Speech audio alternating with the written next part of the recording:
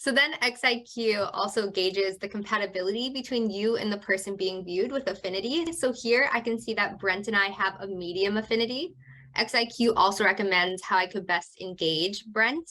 And as we're building out our account plans and you're having different decision makers talk to different decision makers and convince them, you can also double check those compatibility. So for example, if I wanted to check Usman's against Brent, I can see that they have a low affinity. So tell me about this, Usman, because I find this, I don't know if it's hysterical. I find everything hysterically funny, but you and I actually get along pretty well. So this isn't like likelihood to get along with each other. Is it that what's going on here? Because I think people listening to our witty banter today might think that we'd have a high affinity. So what's happening?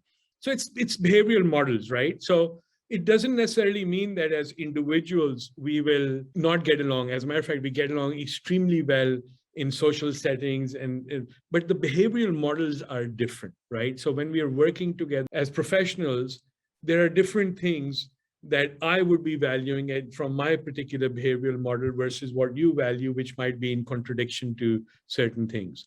And knowing that up front, that, this is how, I need to maybe become better at engaging, that's really the answer over here. It's really going back. It's not necessarily looking at individuals as, two friends and people that might know each other extremely well on a social setting, but two behavioral models, how that might potentially collapse. And this becomes the foundation of us being able to look and analyze a buyer group. Again, I always caution, it's not necessarily, it's the behavioral model. So you need to be aware that there's potential of low affinity, maybe not with you, but another person who could be very similar characteristics to you, I might have low working compatibility with that individual.